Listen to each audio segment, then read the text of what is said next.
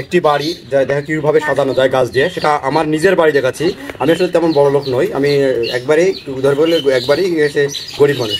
তারপরেও আমার বাবা যতটুকু চেষ্টা করছে বা আমি যতটুকু চেষ্টা করছি আমার বাড়িকে গাছ দিয়ে কীভাবে সাজাইছি আপনারা দেখতে পাচ্ছেন। এই গাছটা হচ্ছে হাড়িভাঙা আমের গাছ, আমার নিজের বাড়ি, আমি নিজে থাকি এখানে। আমি একদিন বাড়ি ঘরের ভিতরে সব দেখাবো, কিন্তু আজকে গাছ দেখাচ্ছি আমার বাড়ি কীভাবে গাছ। এটা হচ্ছে হাড়িভাঙা আমের গাছ। আর আপনারা এটা দেখেন, এখন এই দুইটা গাছ পালেন আমি কতগুলো গাছ লাগাইছি বাড়ির ভিতরে সেটা আপনারা দেখেন।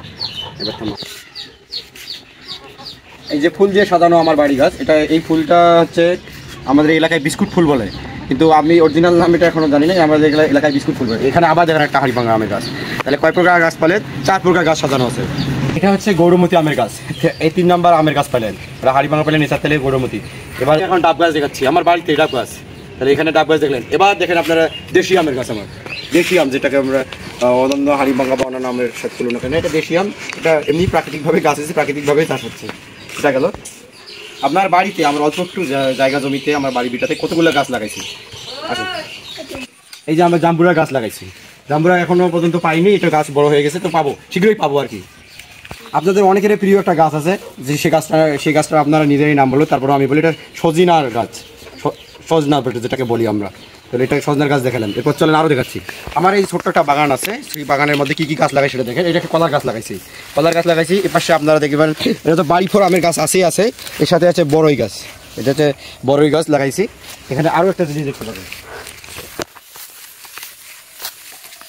জমিটাতে দেখেন আপনারা কী চাষ করছে। এটা বাড়িতে খাওয়ার জন্য সবজি, পটল বলা হয় যেটাকে, এই যে মুকুল আসছে পটলের, আপনারা দেখেন। করলার গাছ না বাবা লাগাইছে, আপনারা এই করলার গাছ দেখেন। মনুয়া কলার গাছ আপনারা কাছ থেকেই দেখেন, জুম আপনার ক্যামেরাটা একটু কাছ থেকে। মনুয়া কলার গাছ, এটা হচ্ছে মালভোগ কলার গাছ। মনুয়া কলা বলতে যাকে আমরা চিনি চাম্পা কলা বলি, বা অনেকে হয়তো আমাদের মনুয়া কলা নাও চিনতে পারে। তো চলেন গাইস আরও একটু দেখি। আপনারা আমার এই বাগানটা দেখেন, এখানে হচ্ছে বাড়িপুর আম লাগাইছি, মাসাং পদ্ধতিতে বাড়িপুর আম কিন্তু এখানে আব্বা চাষ করছে। গাছ কিন্তু তেমন বড় নয়, তো সে পদ্ধতি যদি জানা থাকে তাহলে আপনাদের আম কিন্তু বেশি দেবে। এই গাছের অনুপাতে আম কিন্তু বেশি পরিমাণ ধরছে।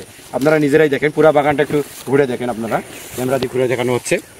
তো একটা বাড়িতে বা বাড়ির আশেপাশে যদি কোনো জমি খালি জমি থাকে, কী কী থাকা দরকার, কী কী থাকা না দরকার, সেটা আপনারা এই ভিডিওতে দেখলেন। তো আমি যেটুকু জায়গা আমার বাড়ির আশেপাশে ছিল, সবটুকু জায়গায় কিন্তু আমি কোনো না কোনো গাছ লাগাইছি। হয় আমের গাছ লাগাইছি, না হয় ওই কলার গাছ লাগাইছি, না হয় হচ্ছে বড়ের গাছ লাগাইছি, না হয় আপনার হচ্ছে নারিকেলের গাছ লাগাইছি, আপনারা হচ্ছে আরও হচ্ছে জাম্বুরার গাছ লাগাইছি। এখানে আমি কোনো জায়গায় ফাঁকা রাখিনি, আমার বাড়িটাই মনে হচ্ছে একটা বাগান।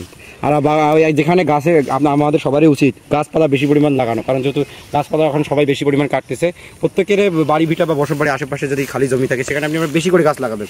গাছগুলো দেখতেছেন এখানে আম আপনাদের বেশিরভাগ দেখাচ্ছে। তো আপনারা আসলে নিজের বাড়িকে সাজাবেন গাছগাছালি দিয়ে। আমি কিন্তু আমার বাড়ি গাছগাছালি দিয়ে সাজাইছি, যে আপনারা এখন আবার বাড়ি দেখে বলতে পারেন যে এটা জঙ্গল হতে পারে। আসলে আমার কাছে এটাই সুন্দর লাগে। আর আমি কিন্তু বেশি হাইফাই পরিবারের ছেলে না, আমি গরিব পরিবারের ছেলে। যতটুকু জমি ছিল বা যতটুকু ফাঁকা জায়গা ছিল, এটা কাজে লাগানোর চেষ্টা করছি।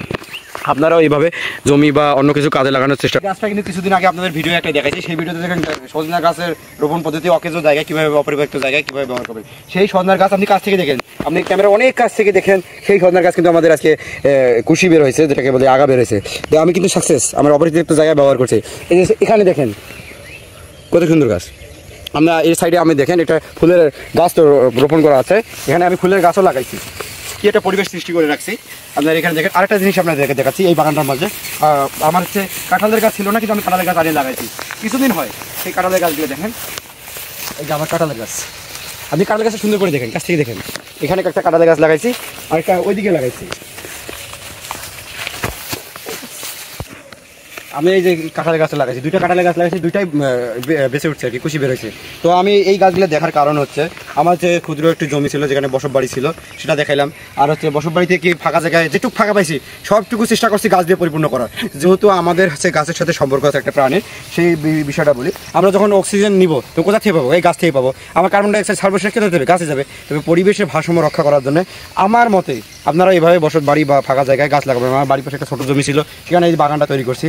আপনারা বেশি বেশি করে গাছ লাগাবেন, বেশি বেশি করে পরিবেশ বাঁচাবেন। তাই আমি বলি যে আপনার ফাঁকা জায়গায় বসে না থেকে, আপনার যদি ফাঁকা জায়গা থেকে একটা গাছ নিয়ে আসি লাগান সুন্দরভাবে, দেখবেন যে এটা কিছুদিন পর আপনার গাছ হয় পরিবেশ ঠিক করতেছে, আর পরিবেশের উপকার হচ্ছে, আপনার উপকার হচ্ছে, ফল দিচ্ছে, সেখান থেকে আপনি ফল ভোগ করতে পারতেছে। আপনারা তো নিজেই দেখলেন আমি কিছুদিন আগে একটা গাছ রোপণ করছি, সজনার গাছ, যে ভিডিওটা এখানে দেওয়া আছে। তো আপনাদের বলি যে আপনারা গাছ লাগাবেন, পরিবেশ বাঁচাবেন। ভালো থাকবেন সবাই।